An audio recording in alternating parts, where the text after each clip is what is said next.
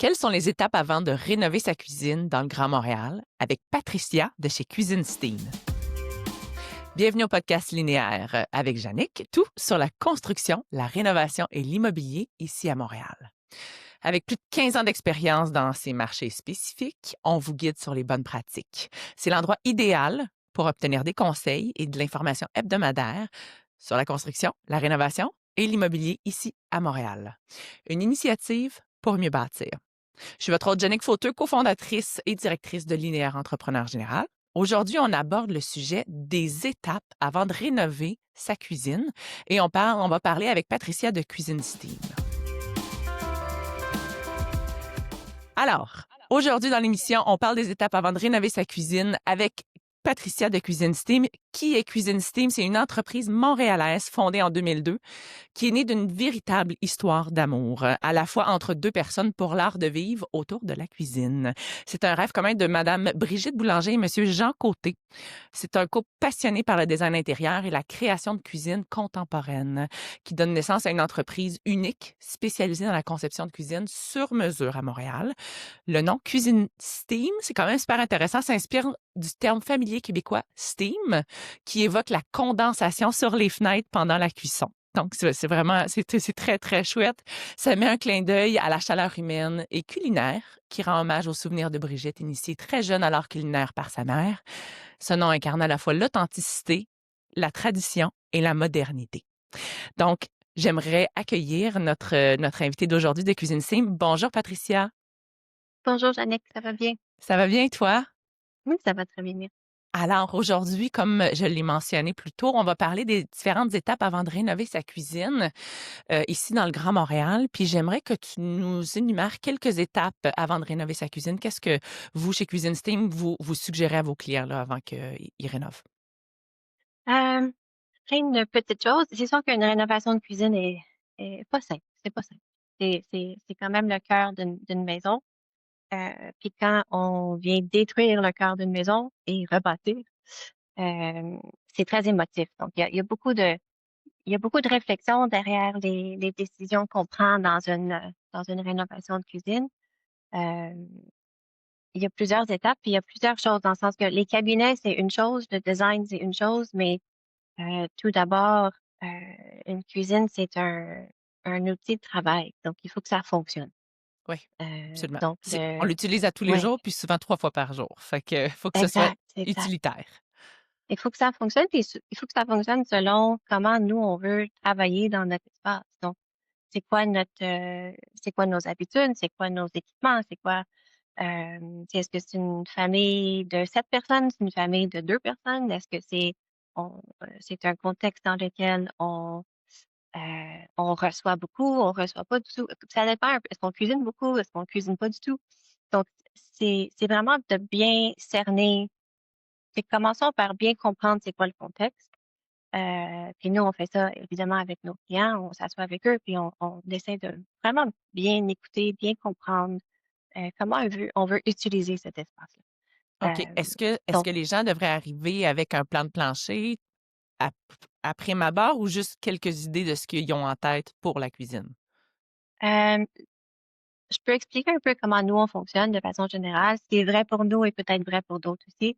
Dans le sens que la première rencontre, généralement, ça se fait dans notre salle de montre. On rencontre les gens et ils apportent juste un petit plan de l'espace. Donc, c'est soit que ça soit un plan fait à la main ou un plan d'architecte, un plan de designer, peu importe le contexte, un plan avec des dimensions, des photos de l'espace, s'ils ont des inspirations, des choses qu'ils aiment, des choses qu'ils n'aiment pas, ça peut partir de ça aussi. Des fois, j'ai pas ça du tout, c'est correct. Si j'ai un plan, des photos, on est correct, on part. Euh, donc, ça, c'est la base. Après ça, c'est de bien comprendre qu'est-ce qu'on veut dans cette cuisine-là, c'est quoi la direction qu'on veut prendre. Donc, la direction esthétique, c'est une chose. Après ça, il y a aussi les électroménagers, qui est quand même un gros morceau dans une cuisine. Mmh. Donc, des fois, les gens magasinent avant les électroménagers, ou du moins, ils commencent à réfléchir à qu'est-ce qu'ils veulent avoir. Donc, est-ce que c'est un frigo intégré, pas intégré? Est-ce que c'est un four double? Est-ce que c'est un four à vapeur? Puis des fois, ils OK. magasinent des électroménagers puis ils tombent en amour avec des choses. Mais dis Donc, nous, dis on va inclure ça aussi. Parfait. Puis dis-moi, écoute, il y a le triangle. C Tu sais, quand on parle dans la cuisine, on a un triangle d'efficacité, hein, frigidaire, poêle, lavabo. Qu'est-ce que Cuisine Steam, en pense de ça? Hem, c'est sûr qu'il faut utiliser un peu la logique dans le sens que, tu sais, le lavabo peut pas être à l'opposé du plan de travail ou c'est sûr que le triangle est quand même important. Après ça dépend le plan de l'espace puis comment on fonctionne. Si le lavabo, si c'est très, très grand puis j'ai un lavabo à l'autre bout, ben peut-être que je vais avoir un autre lavabo plus proche de où est-ce que je travaille. Fait que c'est sûr que le triangle est super important. Le frigo, le poêle puis l'évier doivent être quand même à proximité. Mais justement, ce flow-là puis l'ergonomie dans la cuisine est extrêmement important. Puis on révise tout ça avec les gens selon la façon qu'ils veulent travailler dans cette donc OK. c'est Puis est-ce qu'à Montréal, c'est une nécessité d'avoir un permis quand on rénove sa cuisine? si c'est juste la cuisine, si on touche pas à la structure, la fenestration, si c'est juste Ouais. purement on enlève des cabinets puis on remet des cabinets, généralement non. Mais évidemment, si on ouvre, si on a une porte patio qu'on veut ajouter, si on touche la fenestration, si on touche le bâti, donc là, oui, il faudra avoir un permis. Mais il faut s'informer auprès de la ville, mais De oui. la ville, ouais, absolument. Puis selon toi, quelles sont les erreurs, pour les aider à ne pas les faire évidemment, quelles sont les erreurs que les clients font le plus souvent lors d'une rénovation de cuisine? Heu, si j'ai un conseil à donner, Mmh. ça serait ayez un échéancier réaliste. Dans le sens que, souvent on voit ça, c'est les gens, des fois, ils veulent aller très, très vite, ils pensent que ça se fait par magie. Hem, il y a beaucoup de décisions à prendre. Donc prenez le temps. Ça dépend aussi de notre, faut se connaître, puis il faut savoir aussi c'est quoi notre processus décisionnel. Est-ce qu'on prend des décisions rapides ou est-ce que, ça nous prend un peu de temps, on réfléchit? Il faut se connaître, puis il faut se donner ce temps-là. Parce que l'étape préliminaire peut être très rapide, mais ça peut être aussi très, très long. Mais nous, on suit les clients dans ce processus-là.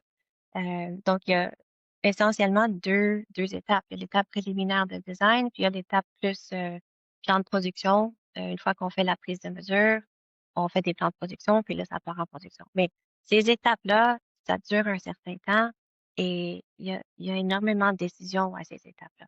En OK. termes de matériaux, ça, c'est une chose, mais il y a aussi les décisions de rangement. Tu sais, dans mon exemple, mon chaudron préféré, il mesure 11 pouces, si je veux qu'il rentre à telle place. Ben, prenez le temps de bien mesurer vos affaires, bien évaluer, les C'est besoins. une très bonne idée, c'est it's a good tip. Je cherche mon mot en Ben oui, français, mais honnêtement, parce que c'est vrai, on a toutes sortes de chaudrons de différentes grandeurs. On a même des fois des gros chaudrons pour faire, bouillir le blé d'Inde au mois d'août puis au mois de septembre. Où est-ce qu'on le met celui-là? Il est souvent hors standard, tu sais, puis on le veut pas nécessairement on rénove une cuisine, on veut pas nécessairement qu'il soit à la vue de tout le monde. Fait que, tu sais, c'est tous ces chaudrons-là valent la peine d'être pris en considération. Tu sais, est-ce qu'on veut aussi une absolument, champlure sur le dessus du poêle pour remplir notre chaudron?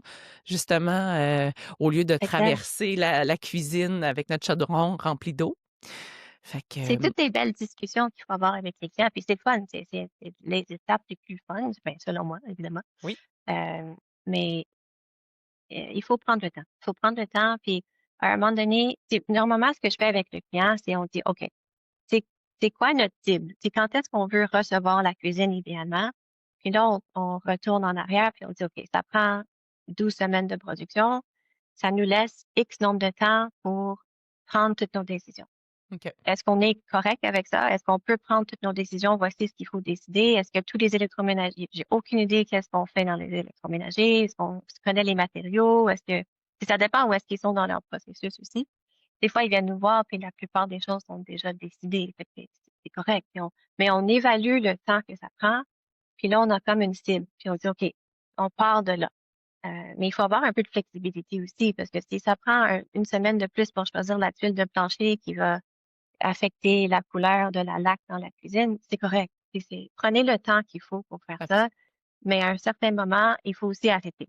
C'est comme, OK, c'est ça Mmh. les décisions, on y va. Parce que Absolument, parce que si c'est sûr que si on change toujours en cours de route, ben, premièrement, ça l'ajoute au coût, ça ajoute à l'échéancier, donc puis c'est ça, mais c'est sûr que mais je peux comprendre par contre le client qui se doute parce qu'il dépense énormément d'argent sur son projet, puis il veut être sûr que ça va être à son goût, hein, donc exact, ouais, exact. Mais il faut être bien accompagné pour ça aussi, je pense. absolument. Bien choisir son équipe, tu sais. Bien choisir la personne avec qui on peut travailler, l'entrepreneur, designer, architecte, tous les intervenants. Il faut bien choisir son équipe pour être bien accompagné. Puis ça va bien. Tu sais, les gens vont vous suivre dans tout ce processus-là. Puis, euh, mais faut s'écouter. Tu sais, souvent, ce qu'on fait, c'est sûr que les gens se remettent en question. C'est normal parce que c'est des grosses décisions, c'est des gros coûts. Puis une cuisine, ça se refait pas dans 2 ans. Et Non, non, ce non, qu'on fait, ce qu'on fait, on veut que ça dure longtemps. absolument. Euh, Ben, puis on est là pour conseiller. oui, ben, ça m'amène à la dernière question, puis on va la mettre en 2 parties, celle du budget. Mhm. Évidemment, quand le client vient à vous, a une idée générale du budget, fait que vous pouvez leur offrir probablement différents types de matériaux, mais comment que vous divisez le budget? Quelqu'un arrive parce qu'évidemment, quelqu'un peut arriver avec un budget de, je sais pas moi, 30 000, 40 000, ce qui est dans les moins chers, mais on peut aller jusqu'à du 200, je veux dire, c'est sky's the limit, Ça peut hein, aller comme loin. on dit, Ouais. ça peut aller vraiment, vraiment très haut. Alors, qu'est-ce que vous considérez quand vient le temps du budget du client et il arrive chez vous? C'est sûr que notre partie prend une bonne partie du budget parce que les cabinets coûtent quand même assez cher. Il y a le comptoir qui est quand même un autre morceau qui coûte assez cher. Puis il y a les électroménagers qui coûtent quand même assez cher. Et il y a tout ce qui est autour des travaux. Donc, c'est, c'est sûr que ça dépend aussi quel genre de projet. Parce que si c'est juste la cuisine, c- c'est plus simple à gérer, évidemment. Il y a comme une enveloppe budgétaire, puis il y a comme euh, les intervenants qui sont assez limités.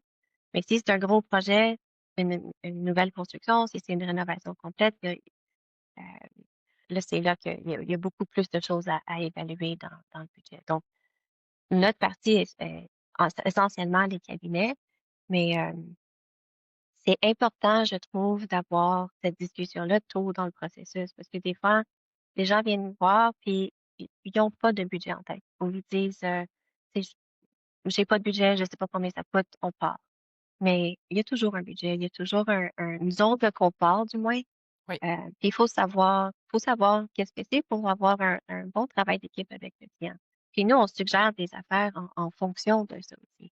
Donc, Absolument, parce que c'est c'est sûr que ça peut dégénérer, puis le client a plein d'idées de grandeur sans trop savoir combien que ça coûte. Puis si on exact. s'arrête pas à penser au budget en cours de route, ben le rêve va être rapidement démoli et donc on part déjà très mal si on a les attentes sont ici, puis finalement sont démolies parce que le budget va pas en fonction de ce que la personne peut se permettre.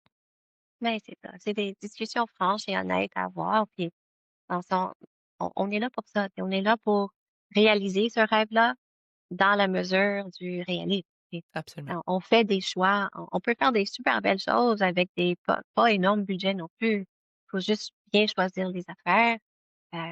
Puis, c'est fluide. Ça se fait avec c'est des belles discussions. Absolument. Puis Je effectivement, J'avais dit le que c'était la budget est dernière. important. J'avais comme une 2e partie à cette question-là. C'est quoi qui peut affecter le budget? Ben, les matériaux, évidemment. Si on parle strictement de la cuisine, c'est les matériaux, la quincaillerie, la façon que c'est construit.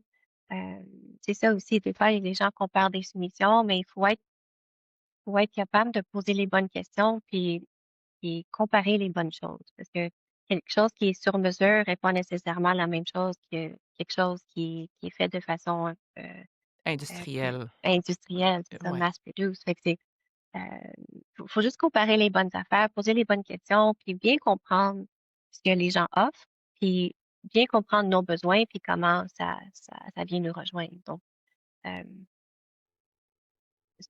merci Patricia.